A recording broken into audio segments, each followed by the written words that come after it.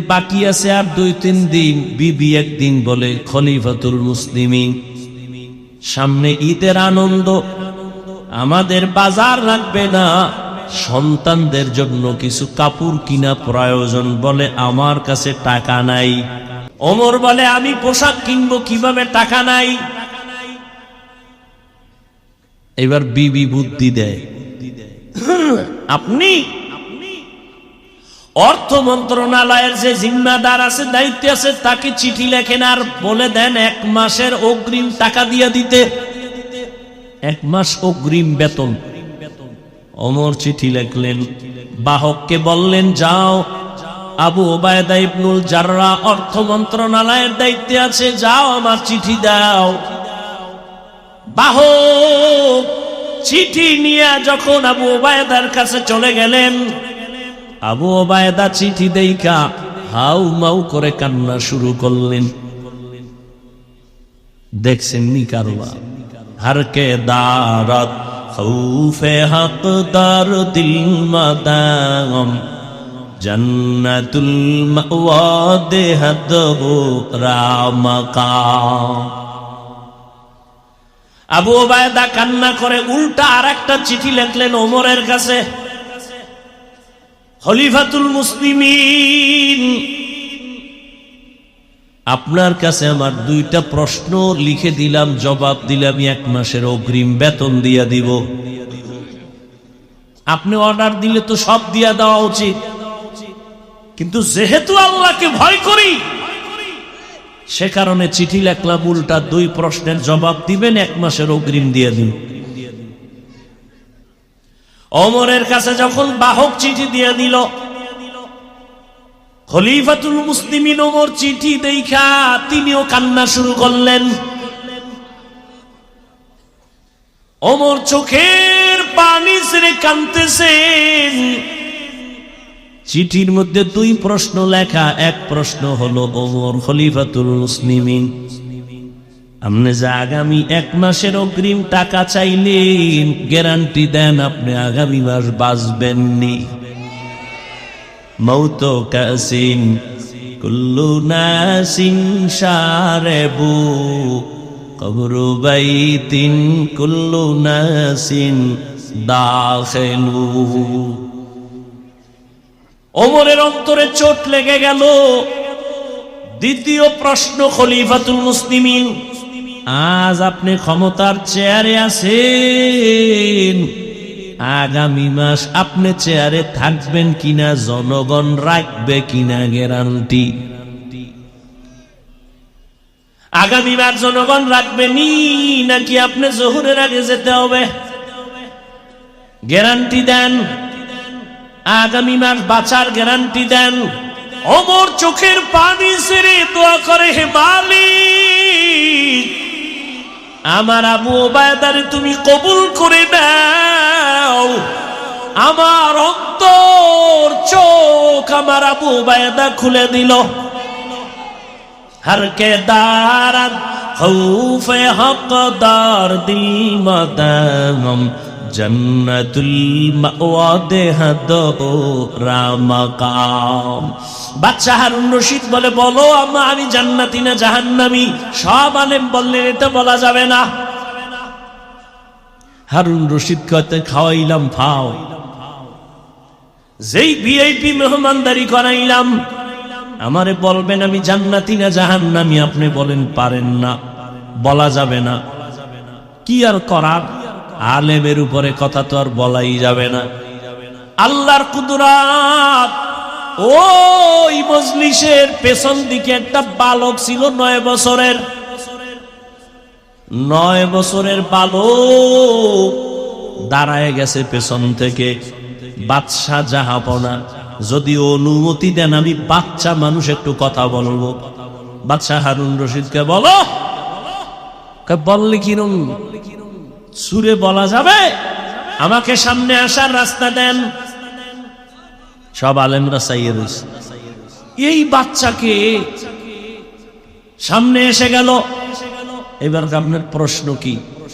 আমি জান্নাতি না জাহান্নামী? জবাব দাও। 9 বছরের বালক কয় জবাব দিতে আমি পারবো, তবে আমার প্রশ্ন আছে। কি? কয় যে প্রশ্ন করে সে বড় না জবাব দেয় সে বড়? কে বড়? কে বড়? বাচ্চা হারুন রশিদ তো আল্লাহর প্রিয় বান্দা বলে যে জবাব দেয় সেই তো প্রশ্নকারীর থেকে তুলনামূলক বড়। বেয়াদবি মাফ করবেন, সিংহাসনে আমারে বসায় দেন, আপনি নিচে আসেন। দুনিয়াদার বাদশা না, বাদশা হারুন রশিদ কয় এই উজির নিচে বিছনা কর, আমি নিচে নামবো, ওরে এখানে বসায় দাও। বাদশা হারুন রশিদ নিচে গিয়া বসলেন, 9 বছরের বালকের সিংহাসনে বসায় দিছে। বালক তো যেমন তেমন না, সিংহাসনে বৈশেই কয় বাদশাহ মাওলায় যদি কবুল করে ইলমের সম্মান এমনই হয়। ইলমেরা এজাজু করদান বেহিসাব, খলকেরা দাদান জওয়াবে বা সওয়াব, হক না দারদ দোস্তে খলকা জারেরা, নিস্তেরি খসলত একে দিনদারেরা। বাচ্চা নিচে বসে গেলেন, বালক এখানে বসিয়া বুঝাই দিল ইলমের সম্মান আল্লাহ যদি দেন তো এমনই হয়। এত বড় বাদশা নিচে, আমি বালক উপরে, কে দিছেন সম্মান? এবার আবার প্রশ্ন করেন, বলে প্রশ্ন হলো আমি জান্নাতি না জাহান্নামী? বালক এবার ডাক দিয়া বলে বাদশাহ আমাকে বলেন আপনার জীবনে এমন কোন সুযোগ আর ছিল নি যে আপনি জিনা করতে পারবেন? আল্লাহর আযাবের ভয়ে আপনি সে জিনা করেন নাই। গুনাহ করার সুযোগ ছিল, চাইলেই আপনি দরজা লাগাই সুযোগ আমার আছে, আমি চাইলেই গুনাহ করতে পারতাম, চাইলেই জিনা করতে পারতাম, কিন্তু আমার মালিকের আযাবের ভয়, আমি আল্লাহর আদালতের ভয় আমি গুনাহ থেকে নিজেকে বাঁচায় ফেলছি। বালক ডাক দিয়া কয় বাদশাহ আমি নিশ্চিত বললাম আপনি জান্নাতি। ওলামায়ে কেরাম গরম হয়ে গেল। আমরা এতগুলো ওলামায়ে কেরাম কেউ বলতে পারলাম না বাদশা হারুন রশিদ জান্নাতি না জাহান্নামী। তুমি কেমনে বলছো বাদশা হারুন রশিদ জান্নাতি? বলে হ্যাঁ আমি বলেছি, দলিল দিব, দলিল নাও। দলিল আমার বাবার দেওয়া না, দাদার দেওয়া না, আল্লাহর কোরআন। ওই দলিলেই বলেছি বাদশা হারুন রশিদ জান্নাতি। দলিল কি? এই আয়াত وَأَمَّا مَنْ خَافَ مَقَامَ رَبِّهِ وَنَهَى النَّفْسَ عَنِ الْهَوَى فَإِنَّ الْجَنَّةَ هِيَ الْمَأْوَى। আল্লাহ ওয়াদা করেছেন আমার আযাবের ভয়ে, শাস্তির ভয়ে, আমার আদালতে হিসাবের ভয়, যারা দুনিয়াতে গুনাহ থেকে নিজেকে বাঁচাবে আমি আল্লাহ ওয়াদা দিলাম সে জান্নাতি। আতিনা ফি দারে দুনিয়া না হাসান, আতিনা ফি দারে উকবা না হাসান, ইয়া গিয়াসাল মুস্তাগীসিন ইহদিনা লিফতিখারা বিল উলুমি ওয়াল গিনা। হর গোরি দেনে কো তু তৈয়ার হ্যায়, জো না মাঙ্গে উসসে তু বেজার হ্যায়। আর আল্লাহর ভয় অন্তরে জমা করার জন্যই তো এই ওয়াজের আয়োজন। আল্লাহওয়ালাদের নেক নজর, আল্লাহওয়ালাদের মজলিসে বসিয়া আখিরাতের আলোচনা শুনিয়া অন্তরে ভয় ঢুকাও। ওরে এই দুনিয়া কিছুই না, আজ আমার বাড়ি গাড়ি যাই বলি কিন্তু কিছুই আমার সঙ্গে যাবে না। 3টা সাদা কাফনের প্যাকেট হইয়া যেদিন ঢুকিয়া যাওয়া, এখন আমার জন্য কত সম্মানের গাড়ি আর চেয়ার, তখন আমারে 3টা কাপড়ের একটা কাফন কেউ বাড়াইয়াও দিবে না। ওরে আমার মাওলার পরিচয় না নিয়া, গুনাহ নিয়াই যদি কবরের মধ্যে রওনা দাও, ওরে আজরাইল যদি আইসা দেখে, ও যুবক তোমার কানের ভেতরে গানের তাল লাগানো আর মোবাইলে তুমি গুনাহ দেখতেছো, আজরাইল আইসা যদি এর মধ্যে ধরিয়া ফালায়, ওই অন্ধকার কবরে যখন যাইবা, ওই কবর তখন তোমাকে আর রেহাই দিবে না, ছাড় দিবে না। এরে নবীর উম্মতের দল, ওই কবরের আযাব সহ্য করার শক্তি কিন্তু কারো হবে না। এরে আল্লাহর বান্দারা, এই ভয়টা সাহাবায়ে কেরামের মধ্যে যখন ঢুকছে, আজীবন তারা কান্না করে করে আল্লাহর মোহাব্বত নিয়ে চলছেন। এরে আল্লাহর গোলাম, এখনো সময় আছে, তওবা করো। আল্লাহ ওয়ালাদের নেক নজর ছাড়া অন্তর সোজা করা কোনোভাবেই সম্ভব না। আল্লাহর ভয় অন্তরে জমা করার জন্য আল্লাহ ওয়ালাদের নেক নজরের বিকল্প কোনো রাস্তা নাই। আউলিয়ারা কানে উকবা ইখতিয়ার, জাহেলারা কারে দুনিয়া ইখতিয়ার। আল্লাহ ওয়ালাদের সোহবত অন্তরে আল্লাহর ভয় ঢুকানোর একমাত্র পথ। এজন্য আমরা গুনাহমুক্ত হইয়া আল্লাহ ওয়ালার নেক নজর নিয়া জান্নাতি হইয়া কবরে যেতে চাই ইনশাআল্লাহ। সবাইকে কবুল করে। নিজে যদি পর্দা ঠিক মতো না করি, অন্যকে পর্দার বয়ান করা যাবে ঠিক, কিন্তু এর দ্বারা আসর হবে না। বয়ান তো কোরআন হাদিসের সব একই বয়ান। কি সব বয়ান কি আলাদা?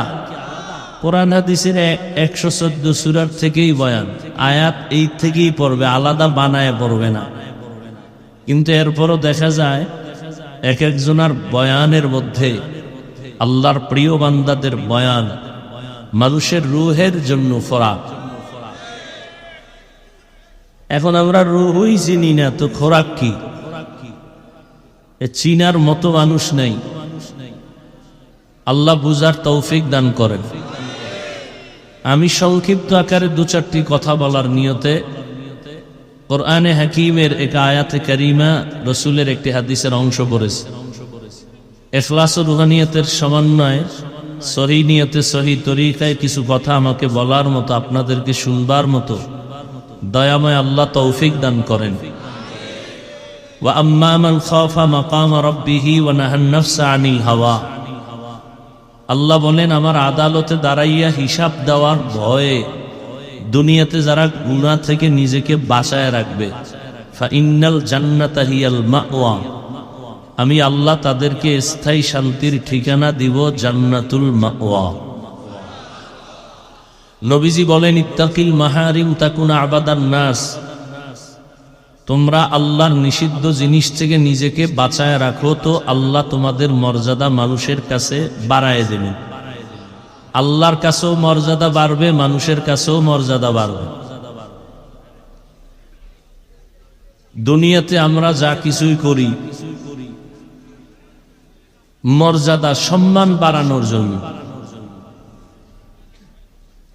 কিন্তু সম্মানটা দিবেন কে? আমরা আল্লাহর থেকে নিতে চাই না, নিজে ভিন্ন দিক থেকে নিতে চাই। এ কারণে মাঝে মাঝে সম্মান আসে আবার চলে যায়।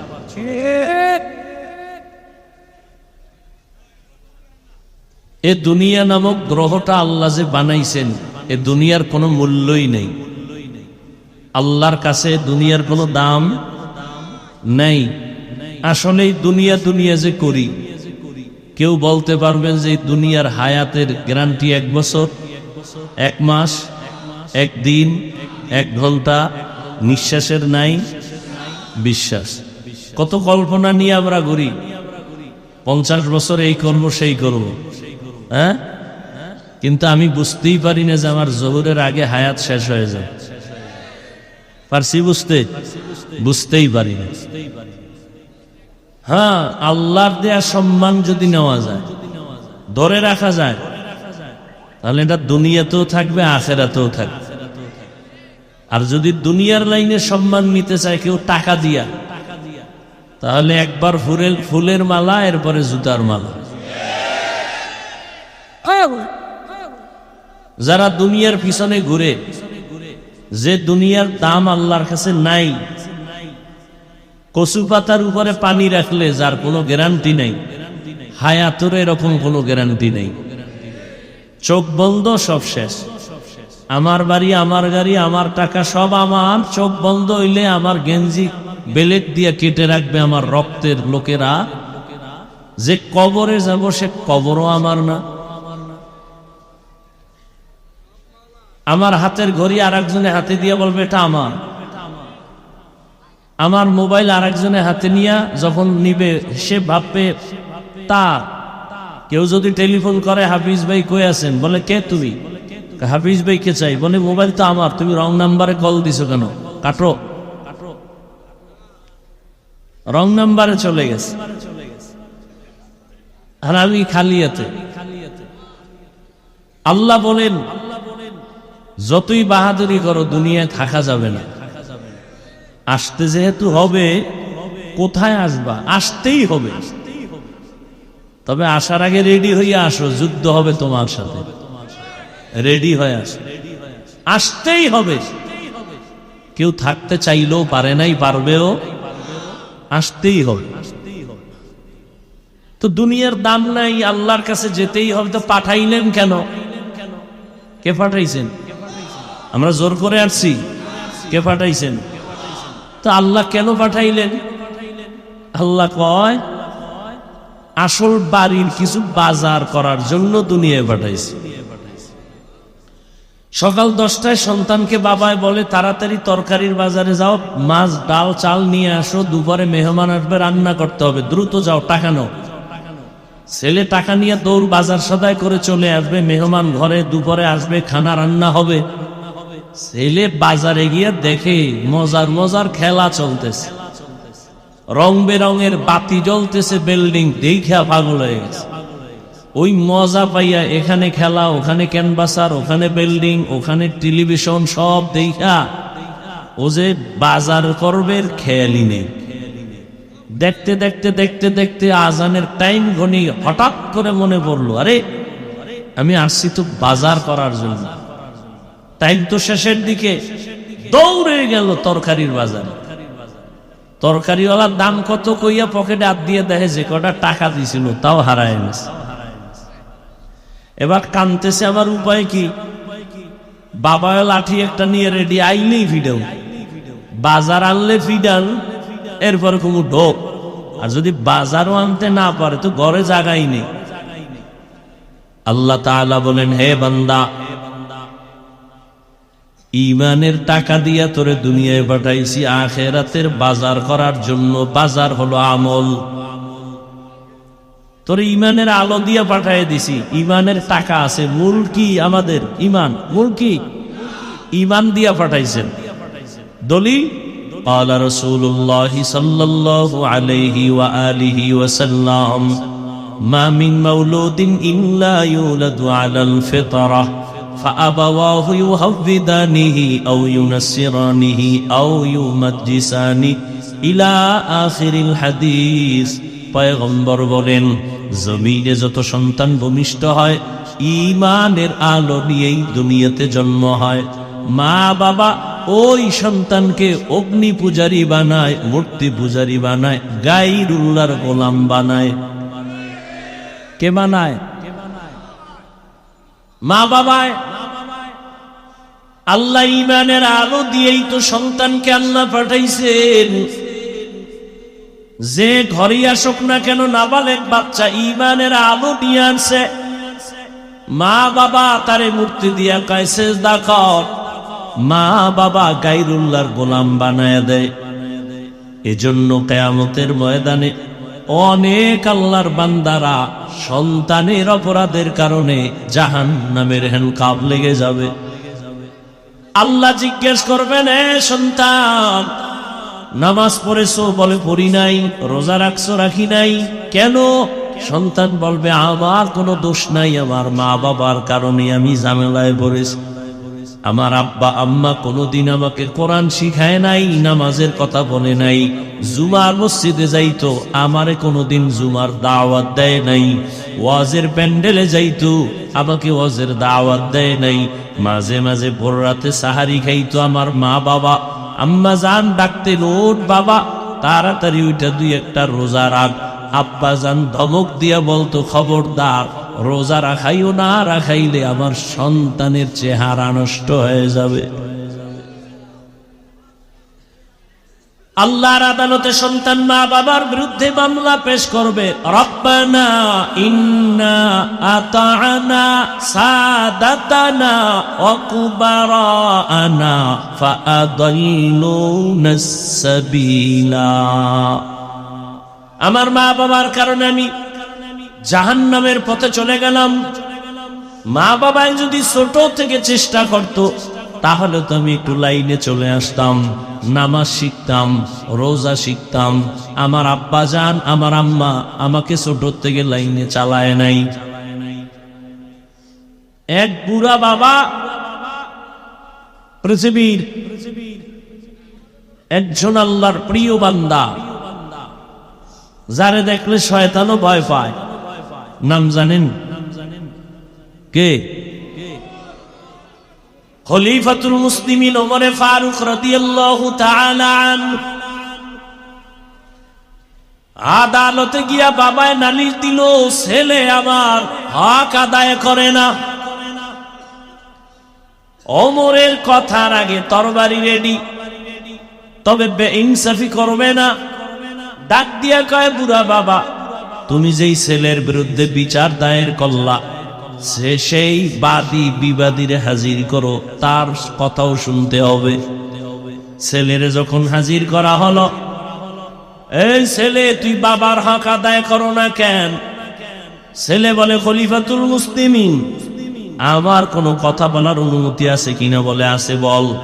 বলে আব্বা আম্মার পক্ষ থেকে আমার উপরে কোনো হক আসেনি? ওমর কয় আছে তো। জানতে পারিনি? কয় পারো তো। ওমর এবার একটা একটা বলতেছে, মা বাবার পক্ষ থেকে সন্তানের উপরে প্রথম হক, একজন পুরুষ হিসাবে তার প্রথম হক হলো একটা সতী সাধ্বী নেককারিনী স্ত্রী ঘরের মধ্যে নিবে, ভালো একটা মা ঘরে আনবে। ছেলে ডাক দিয়ে কয়, খলিফাতুল মুসলিমিন আমার আব্বা জান এই দায়িত্বটা ভালো পালন করে নাই। আমার আব্বা ভালো মা ঘরে নেয় নাই, সমাজের ডানা কাটা ভরি আমার বাবায় নিয়ে আসছে। ডানা কাটা ভরিয়াই সেই তো ডানা কাটে। ঘরে ঢুকিয়া কয়, তোর বাপ খারাপ, তোর মা খারাপ, ব্যবহার ভালো না, ঘর থেকে নাম কি করুন? কয় তাড়াতাড়ি আলাদা ফ্ল্যাট আর আলাদা ফ্ল্যাট লইয়া কিছুদিন পরে কয়, তোর ডানাও ভালো না, এইবার তোরে ফকির বানায়া ভিক্ষার ঝুলি দিয়া আমি হিজরত করলাম। এগুলো ডানা খাটা ভরির গুণ। মায়ের ডাও কাটছে, বাবার ডাও কাটছে, এবার মহার ডাও কাটছে। সন্তান বলেন, খলিফাতুল মুসলিমিন আমার আব্বা ভালো মা ঘরে দেয় নাই। তারপরে হক হলো স্বামী আর স্ত্রী আল্লাহর কাছে দোয়া করবে একটা নেককার সন্তানের জন্য। আমার বাবা মা কোনোদিন দোয়া করছে কিনা আমার জানা নাই। এরপরে সন্তান দুনিয়াতে যখন আসবে, ডান কানে আজান আর বাম কানে কামাত। ছেলে ডাক দিয়া বলে, আমার আব্বা কোনোদিন আমার ডান কানে বাম কানে আজানে কামত দেয় নাই। ও যাত্রাবাড়ির মুসলমানেরা, কয়জন মুসলমান বুকে হাত লাগাইয়া বলতে পারবা দুনিয়াতে আসছো যেদিন, ওই দিন তোমার ডান কানে আজান আর বাম কানে কামত হয়েছে কিনা? কয় না, কেমনে কই, আমার তো জন্ম হসপিটালে। হসপিটালের মধ্যে তো কোনো মুয়াজ্জিন নাই আজানে কামত দেওয়ার জন্য। আছে? নাই। অনেকে তো জানেই না যে কামটা করা লাগবে। অনেকে তো জানাই নাই। আমার মা বাবায় হক আদায় করে নাই। এরপরে খলিফাতুল মুসলিমিন বলেন 7 দিনের দিন সন্তানের চুল ফালাবে আর একটা সুন্দর নাম রাখবে। বলে আমার আব্বা জান আমার একটা ভালো নামও রাখে নাই, আমার নাম রাখছে জহুল। যেমন আমগো এলাকায় রাখে জুয়েল, কোয়েল, দোয়েল।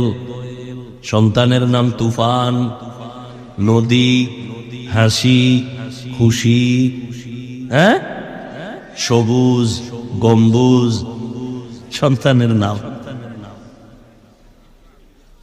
হায় হায় হায়, সারা দুনিয়া খুঁজো,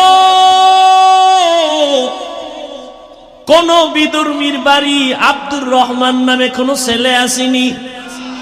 সারা দুনিয়া খুঁজো, শুধু বাংলাদেশ না, রহিমা খাতুন নামে কোন মেয়ে কোন বিদর্মীর ঘরে আসেনি। মুসলমানের ঘরে কেন এত বেঈমানের নাম?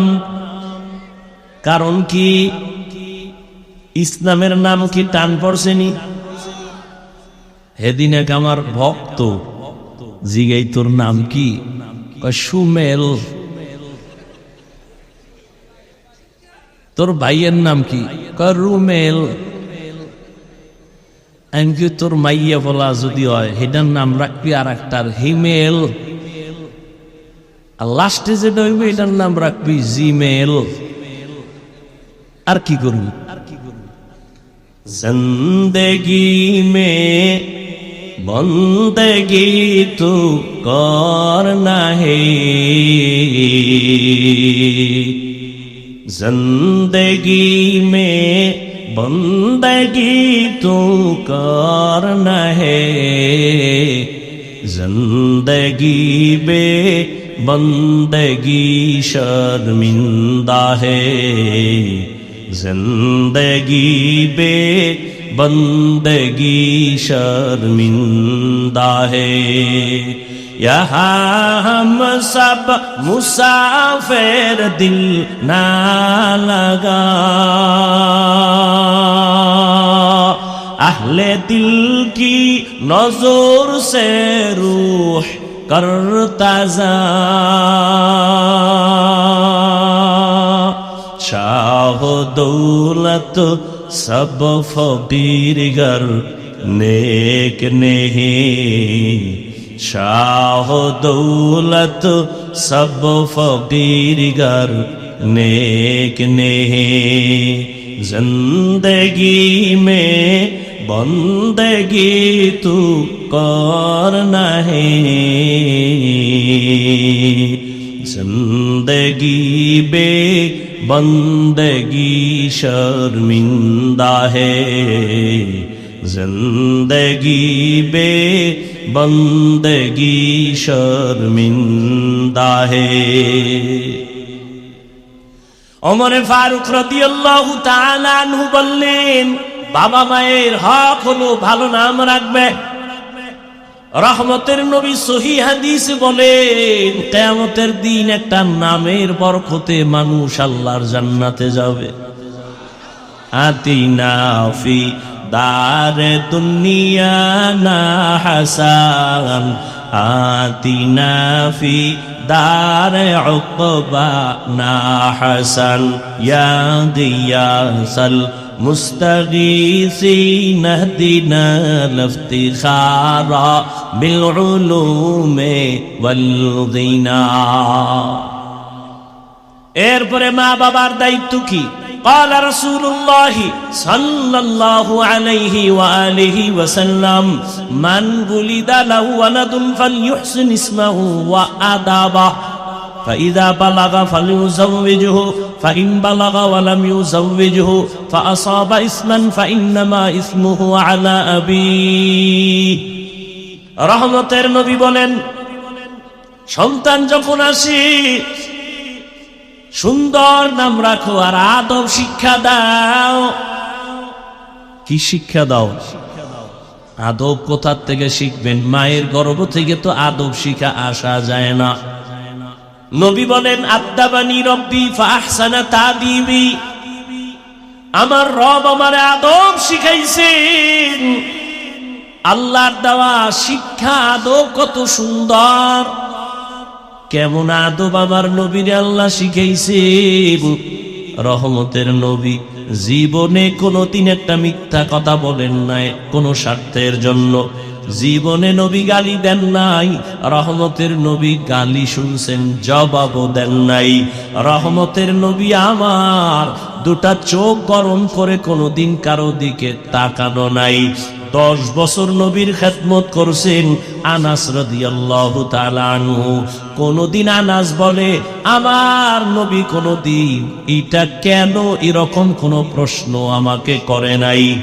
আমি রসুলের খেদমত করলাম, কোনো ত্রুটি পাই নাই। পৃথিবীতে আদব যদি শিখতে চাও, রহমতের নবীর থেকে আদব শিখো। কারণ আমার নবী এত সুন্দর আদব আল্লাহর থেকে শিখলেন। আর সে আদব যখন মক্কার চূড়ান্ত নষ্ট মানুষগুলোরে দিলেন, ওই মানুষগুলো এমন দামি হয়ে গেল। নবী বয়ান করতেছেন, একজন সাহাবী মসজিদের বাহির থেকে পাও একটা ভিতরে দিছে, আর একটা পাও এখনো ভেতরে আনে নাই, বাইরে মাঝখানে চৌকাঠ। নবী বললেন সবাই বসে পড়ো। রহমতের নবীরা আসে, যেই পাওটা ভেতরে আর একটা বাইরে, ওই অবস্থায় চৌকাঠের উপরে বসে বললেন। পাওটা উঠাইয়াও ভেতরে নেন নাই, ভেতর থেকে বাহিরেও দেন নাই। রহমতের নবীর আদব। আর ওই আদর্শ যারা লালন করে তাদের থেকে আদব শিখো। আর এখন তো সন্তানেরা আপডেট হয়ে গেছে, দুনিয়াদারেরা আদব শিখানোর জন্য সকালবেলা মুয়াজ্জিন যখন আজান দিতে উঠে, আম্মা জানো সন্তানের কেজিতে পাঠাবার জন্য পাঠায় উঠে আদব শিখানোর জন্য। সেখানে গিয়া সন্তান আদব শিখে। শরতে অজাগর আদব নাম্বার 2, শরায়াতে আফা আদব শিখে। আর এই সন্তান রহমতের নবীর আদর্শ মাদ্রাসায় যখন যাবে, ওই সন্তানটা পড়বে শরায়াতে ওযু, শরায়াতে আল্লাহ। কি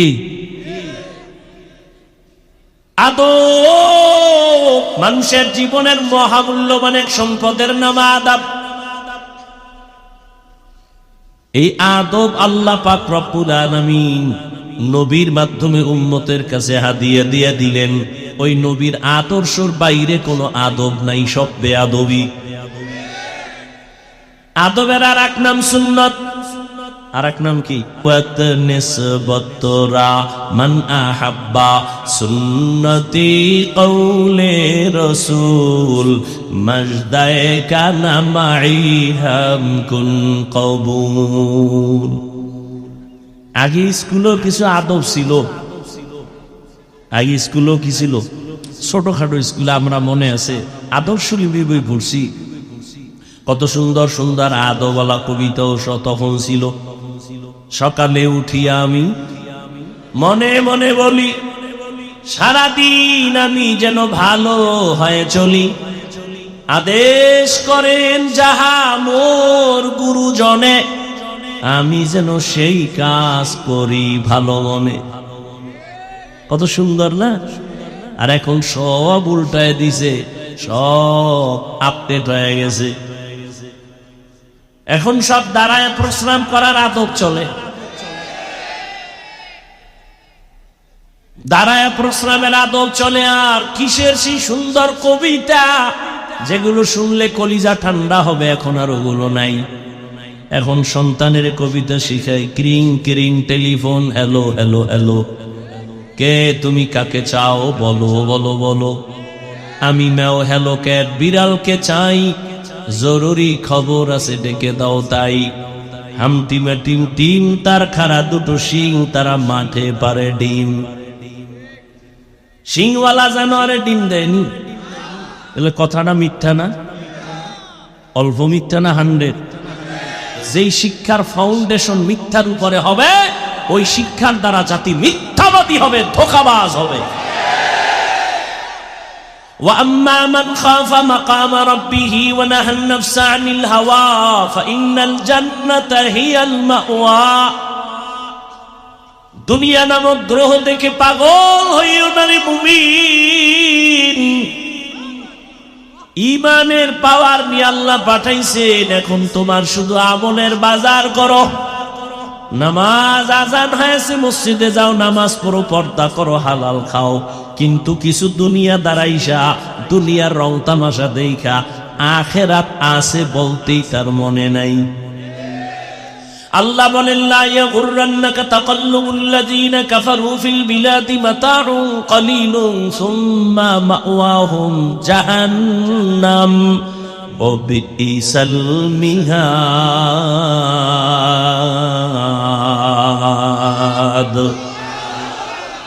বেঈমান মুশরিক কাফেরের বানানো গুলশান দেখা পাগল হইও না রে উম্মত। আল্লাহ বলেন এগুলো দেখে পাগল হইও না, এগুলোর কোনো ভ্যালু নাই। বিউটি পার্লারের সৌন্দর্য দেখা সাইজা গুইজা একটা জাম কালা সাদা হয়ে গেছে, এক চোরায় কয় আমি এইটা নিয়েই মরবো, এই ডানা কাটা ভরি। যখন বাসায় নিয়ে গেছে অজু বা পানি লাগছে, রৌদ্র লাগছে, আসল চেহারা বাইরে গেছে। আমার একুলো গেল সেকুলো গেল। দুনিয়ার রংমহল এগুলো বিউটি পার্লারের মতো এখন দেখতেছো, কিছুক্ষণ পর থাকবে না, কিছুই না। রহমতের নবী যদি দোয়া করতেন উহুদ পাহাড় স্বর্ণ বানায় দাও, আল্লাহ দিতেন না? নবী বলেন আমি উল্টা দোয়া করছি, ও দয়ার মালিক আমারে গরিবী হালাতে রাখিও, গরিবী হালাতে মরণ দিও, কিয়ামতের দিন গরিবদের সাথে হাসর করাইও। রহমতের নবী বলেন এই গরিবেরা, বড় লোকের বাড়ি গাড়ি দেখে পাগল পারা হইও না, কিয়ামতের দিন বড় লোকের 500 বছর আগে গরিবেরা জান্নাতে চলে যাইবা। 500 বছর? কোন গরিব?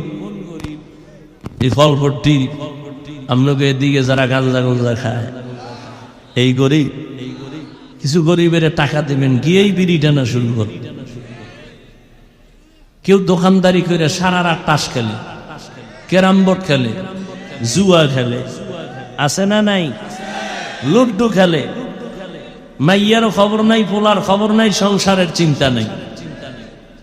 আল্লাহ হেদায়াত দান করে। আল্লাহ তাআলা বলেন দুনিয়ার পেছনে পড়ে কোনো লাভ নাই, দুনিয়া নামক গ্রহের কোনো মূল্য নাই। আর তোমরা যারা দুনিয়া দুনিয়া দুনিয়া ঘুরি, ঘর ঘুমের মধ্যেও দুনিয়া, নামাজে দাঁড়াইলেও দুনিয়া, এই দুনিয়া দুনিয়া যারা ঘুরিয়া আখিরাতের পেছনে ফালায় দিছে, ওরা দুইটা জিনিস চায়। কয় জিনিস? একটা চায় সম্মান আর একটা চায় শান্তি। কিন্তু আমি আল্লাহর জাতের কসম করে বলি, যারা আখিরাতকে পেছনে ফেলে দুনিয়ার শান্তি আর সম্মানের জন্য সব দিকে দৌড়ায়, ওরা সম্মানেও নাই, শান্তিতেও নাই। 10 তলা বিল্ডিং উঠায় লাভ কি যদি বিল্ডিং বাদ দিয়া জঙ্গলে ঘুমানো লাগে? সুইস ব্যাংকের টাকা রেখে লাভ কি যদি 14 গোষ্ঠী খাইতে না পারে? টাকা দিয়ে সম্মান কিনলে এই সম্মান থাকে না। আর আমার মাওলায় যদি সম্মান দেন, এই সম্মান কেউ নিতে পারে না। পারে? এই মুহূর্তে তাকায় দেখো কত কান্না, কত কান্না। কিন্তু চেয়ারম্যানের চেয়ারের মেয়াদ শেষ, এমপির মেয়াদ শেষ, মন্ত্রীর মেয়াদ শেষ, কিন্তু আখিরাত ওয়ালারা যেই চেয়ারে বসে, ও চেয়ারের কোনো তো মেয়াদি নেই। কে দিছে সম্মান? আল্লাহ সম্মান দিছে। ও দুনিয়াদারেরা, যারা আখিরাত বাদ দিয়া দুনিয়ার পেছনে দৌড়াও, বলো কার পেছনে ঘুইরা কি পাওয়ার আশায় দাড়ি কেটে ফেলেছ? কার পেছনে ঘুরে ঘুরে কি পাওয়ার আশায় নামাজ বন্ধ করেছ? কয় টাকা পাবি? 5000? একটা টিনের ঘর? কিন্তু জানো নি তুই যার পিছনে কইরা টাকার লোভে দাড়ি কাটছো, নামাজ ছাড়ছো, ও কত বড় স্বার্থপর, চাঁদাবাজ আর ধান্দাবাজ। স্বার্থে যদি আঘাত লাগে দল থেকে নাম কাটবে না, কল্লা কেটে ফেলবে। সব চাঁদাবাজ আর ধান্দাবাজ আল্লাহর মুহাব্বত নিয়ে যারা আছে এরা সম্মানেও আছে, শান্তিতেও আছে, এখনো আছে, এই মুহূর্তেও আছে। সম্মান দেয়ার মালিক কে? শান্তি দেয়ার মালিক কে? قال رسول الله صلى الله عليه وآله وسلم من أحب دنياه وذر بآخرته ومن أحب آخرته وذر بدنيا فآثروا ما يبقى على ما يفنى। যে ব্যক্তি দুনিয়াকে আপন করে নিল, আখেরাত বরবাদ হয়ে গেল। যে আখেরাতের আপন করবে, দুনিয়া তার পেছনে চলে যাবে। আর আল্লাহর নবী বলেন, ক্ষণস্থায়ী দুনিয়া পেছনে ফেলো, আখেরাতের অন্তরে জায়গা দিয়া দাও।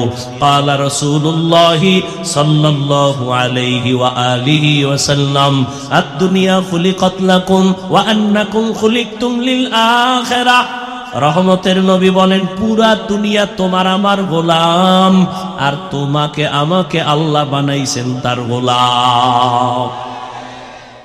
দুনিয়া তোমারে আমারে খুঁজবে, তুমি আমি কারে খুঁজবো? আল্লাহকে খুঁজো। তোমাকে আমাকে দুনিয়া খুঁজবে, তুমি আমি আল্লাহকে খুঁজি। কিন্তু এখন উল্টা হয়ে গেছে, তুমি আমি খুঁজি দুনিয়া দুনিয়া দুনিয়া, আর আল্লাহ তোমারে আমারে খুঁজে। আল্লাহ খোঁজ দিয়া ডাক দিছে ফজরের সময়, আসসালাতু খায়রুম মিনান নাউম, ওঠো আমার ঘরে এসে হাজিরা দাও। দুনিয়াদারেরা নাক টেনে ঘুমায়, ফজরের হাজিরায় একবারও যায় নাই। আল্লাহ কত দয়ার মালিক, একবারও রাগ করে নাই। আবার জোহরের সময় ডাক দিছে, আয় মসজিদে এসে হাজিরা দাও। বান্দা জোহরের হাজিরায়ও নাই, আল্লাহ তাআলা আবার দয়া করে ডাক দিছে, আসরের হাজিরায় আয়, হাইয়া আলাস সালাহ। নিমো খারাপ, দুনিয়ার তালে পরে আসরের হাজিরায় মসজিদে যায় নাই। আল্লাহ রাগ করে পানি বন্ধ করেন নাই, খানা বন্ধ করেন নাই। মাগরিবে ডাক দিছে, আসো। নিমো খারাপ, মাগরিবের হাজিরায় যায় নাই। আল্লাহ রাগ করে নাই। শেষবারে আল্লাহ এশার সময় ডাক দিছে, মুয়াজ্জিন ডাক দাও, বান্দা এশার হাজিরায় যায় নাই। আমার আল্লাহ কত দয়ার মালিক, ফজরেও হাজিরায় না পাইয়া, আসরে মাগরিব এশায় না পাইয়া আল্লাহ এই কথা বলে নাই, তোরে আমি আর চাই না, বরং আল্লাহ কয়, এবার আমি রেডি, তোরে ডাকার জন্য আসতেছি।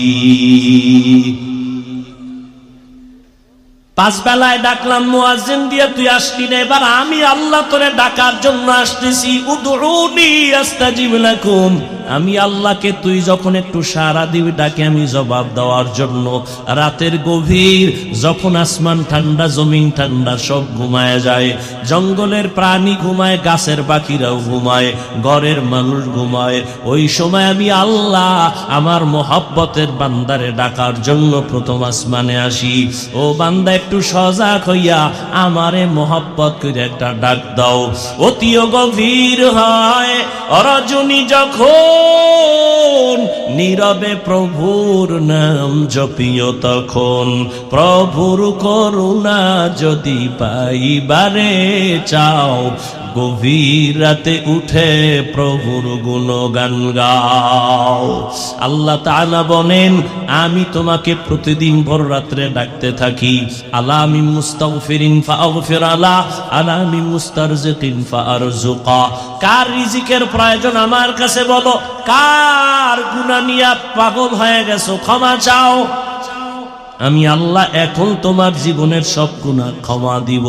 এখন যদি আমি আল্লাহকে ডাক দাও, এখন লাইনটা বড় ক্লিয়ার, আমি আল্লাহ তোর এক ডাক পছন্দ করে তোর জীবনের সব গুনাহ মাফ করে দিব।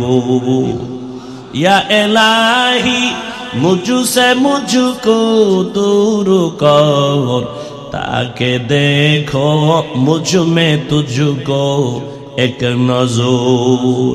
আল্লাহ তাআলা বলেন এই দুনিয়া কিছুই না, মরার পরে তোমার অনন্ত কাল শুরু হয়ে যাবে, হাসরের ময়দান তোমার জন্য রেডি হয়ে যাবে।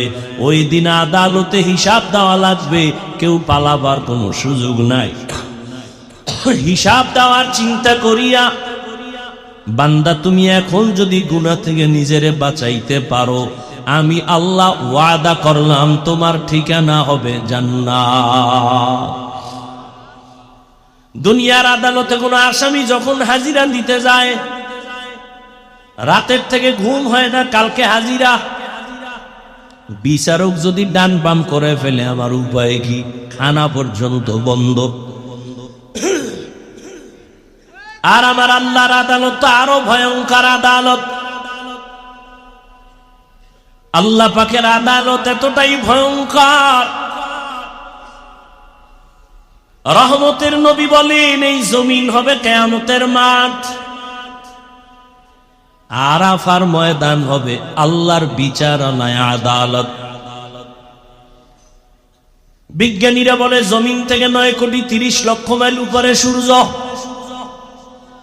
পৃথিবী নামক গ্রহটা যত বড়, পৃথিবীর থেকে সূর্য আরো 13,00,000 গুণ বড়। 9,30,00,000 মাইল উপর থেকে সূর্য তাপ দেয়। যদিও বিজ্ঞানীদের হিসাবে ভুল আছে, তারপর সাময়িক সময়ে যদি ধরেও নেই, সেই তাপ সহ্য করা যায় না। কি পরিমাণ গরম এই 2-3 বছর আমাদের দেশে পড়তেছে, কি পরিমাণ অসহ্যকর অবস্থা। আল্লাহর নবী বলেন কিয়ামতের দিন সূর্য নিচে চলে আসবে। 9,30,00,000 মাইল উপরের সূর্যের গরম সহ্য করা যায় না। কিয়ামতের দিন যখন নিচে নেমে আসবে, সূর্যের গরমে মাটির জমিনটা পুরিয়া তামা হয়ে যাবে। নাফরমানের মাথার মগজগুলো ভাতের মারের মতো ফুটতে থাকবে। রহমতের নবী বলেন অন্যদিকে জাহান্নামের আওয়াজ।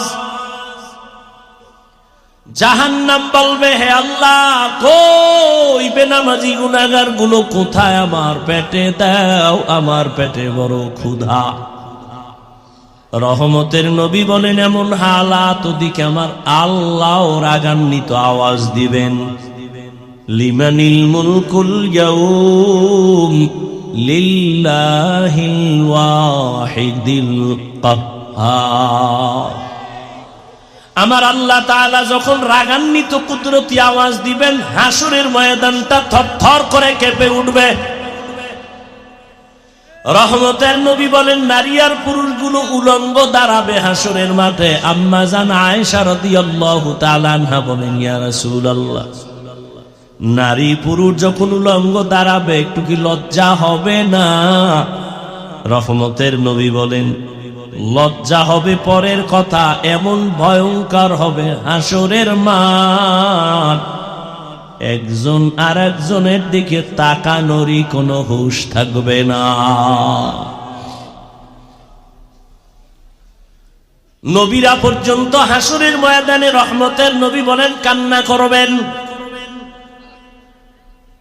এত পরিমাণ কান্না, উম্মতের কথা ভুলে যাবেন। এই ভয়টা যার অন্তরে ঢুকবে, গুনাহ ছাড়বে, আল্লাহ ওয়াদা দিলেন তাকে জান্নাত দিয়ে দিও।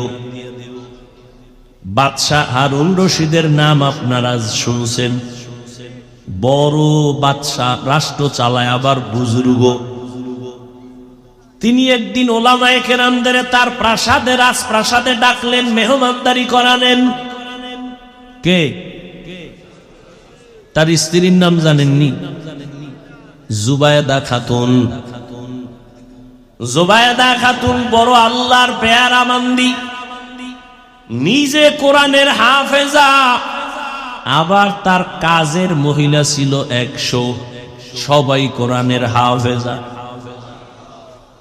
জুবায়দা খাতুন সিদ্ধান্ত নিল, আমার বাড়ির মধ্যে 24টা ঘন্টার সেকেন্ডে সেকেন্ডে যেন প্রতি মুহূর্তে কোরআনের তেলাওয়াতের আওয়াজ শুরু হয়ে যায়। কাজের মহিলাদের শিডিউল করে দিল, আধা ঘন্টা তুমি তেলাওয়াত করবা, তারপরে কাজে যাবা, এরপরে আর একজন আধা ঘন্টা। এইভাবে এমন ভাবে শিডিউল করলো, জুবায়দার বাড়ির থেকে 24 ঘন্টাই কোরআন তেলাওয়াতের আওয়াজ।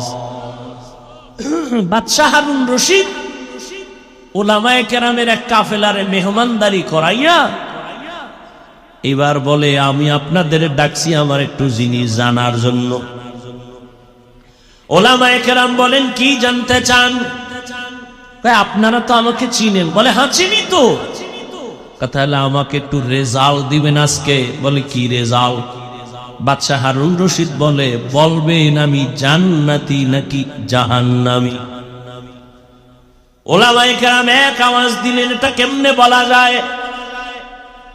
আপনি ভালো কাজ করলে বলা যাবে আপনি জান্নাতের পথে আছেন, তবে জান্নাতি বলা যাবে না।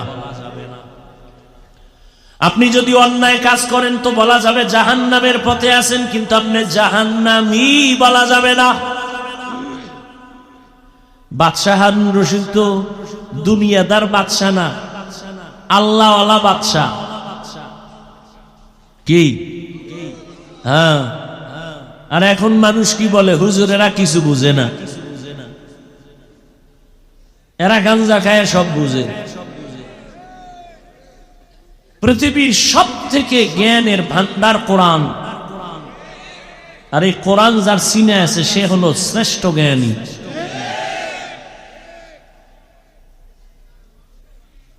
এই প্রপাগান্ডা ছড়ায় যারা আলেম থেকে জাতিকে আলাদা করতে চায়। কেন? কয় আলেমের পেছনে যদি মানুষ চলে যায় তো আঙ্গ দান্দাবাজি, চুরি, দুর্নীতি করা যাবে না। আল্লাহ হেদায়াত দান করুন। ভাইরা আমার, আল্লাহর আদালতে দাঁড়াইয়া হিসাব দেওয়ার ভয় যতক্ষণ পর্যন্ত আল্লাহর কসম অন্তরে আসবে না, ততক্ষণ পর্যন্ত জমিন থেকে দুর্নীতি, চুরি, ডাকাতি বন্ধ করা যাবে না। রহমতের নবীর হাতে গড়া সাহাবী ওমরে ফারুক রাদিয়াল্লাহু তাআলা খেলাফতের দায়িত্ব রাষ্ট্র চালাইতেছেন ওমর। রোম সম্রাট বলে, ওমরের এত দাপট কেন? সবাই ভয় পায় কেন এই ব্যক্তিটারে? যাও তো দেখো তো তার আশেপাশে তার বডিগার্ড কত হাজার। গোয়েন্দারা এসে দেখে, রিপোর্ট দিল, এই রোম সম্রাট ওমর নামের ব্যক্তির কোনো গার্ড নাই, একা একা চলে, একা একা চলে, তার এত পাওয়ার। সেই ওমর যে রাস্তা দিয়া চলে, শয়তানও রাস্তায় চলে না।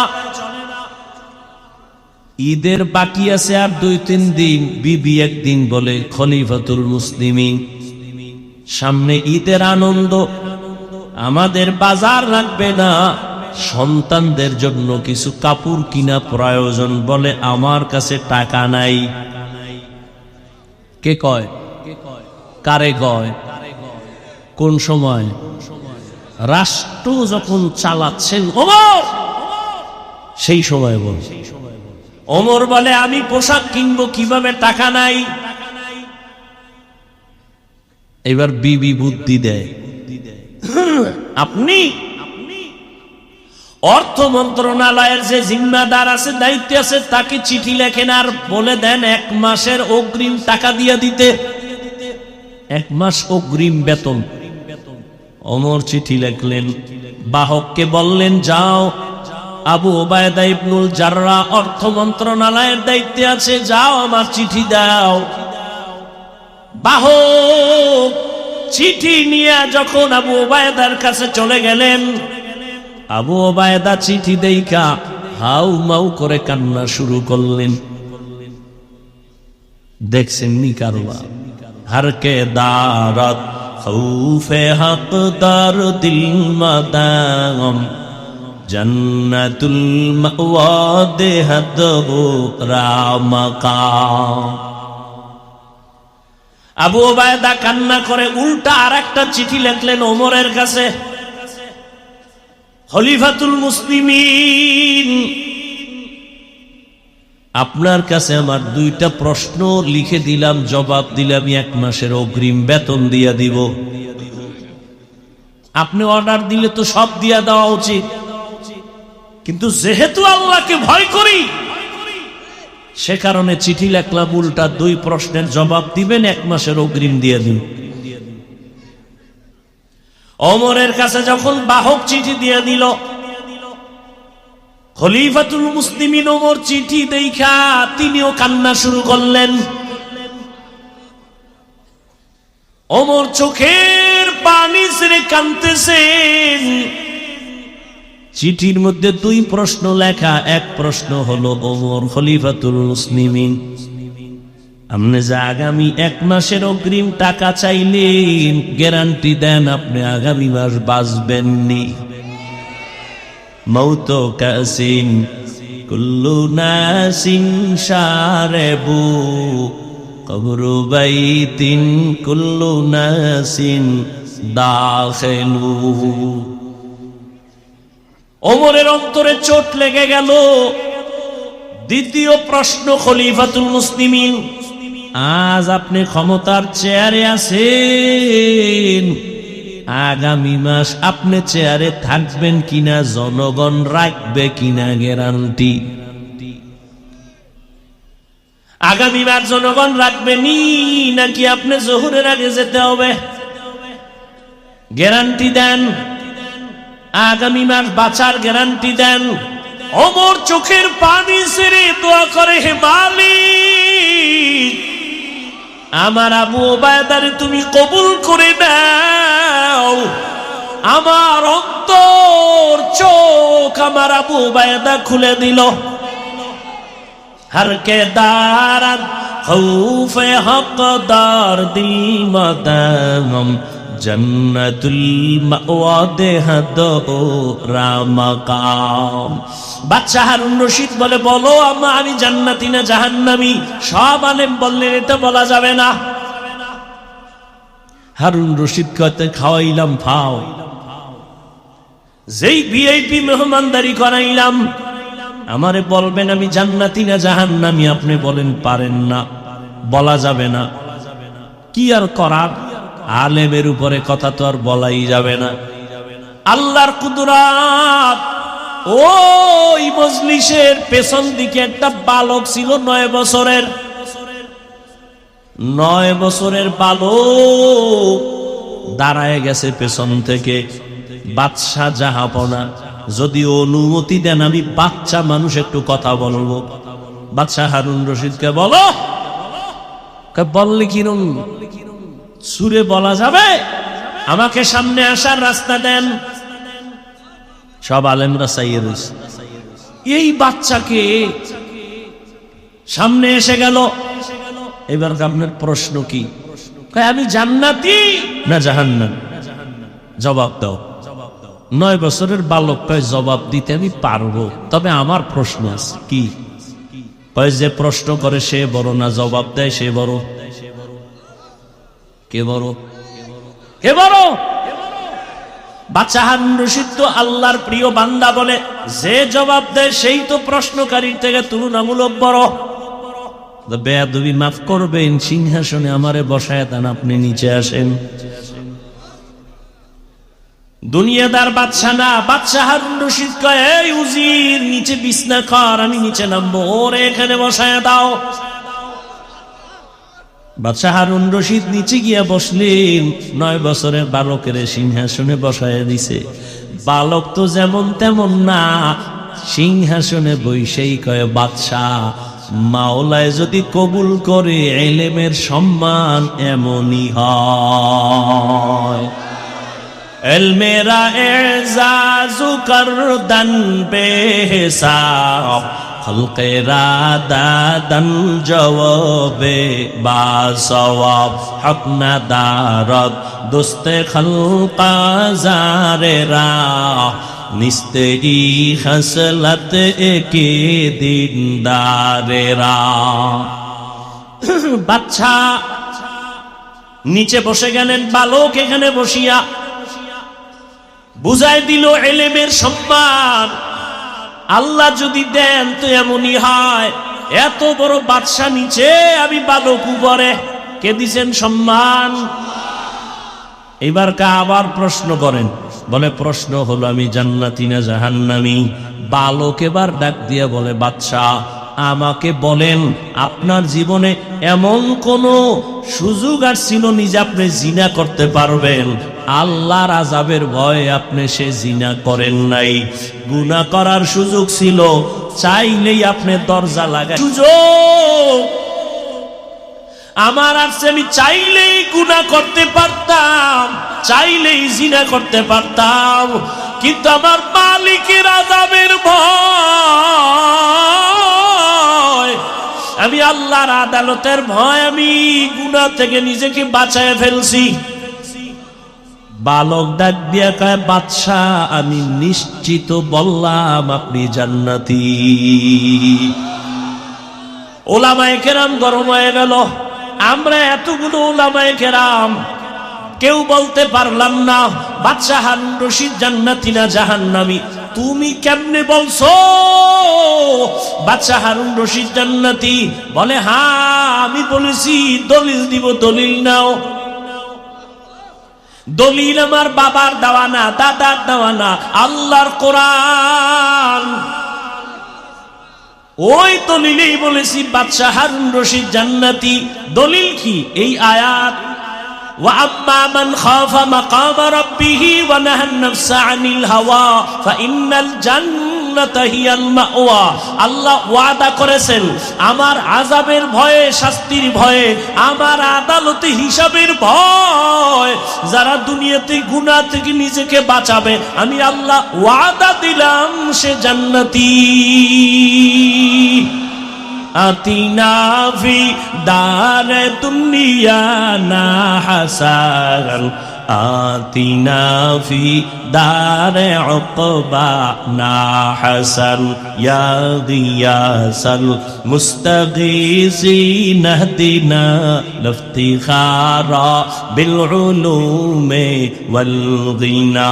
হর গোরি দেনে কো তু তৈয়ার হ্যায়, জো না মাঙ্গে উসসে তু বেজার হ্যায়।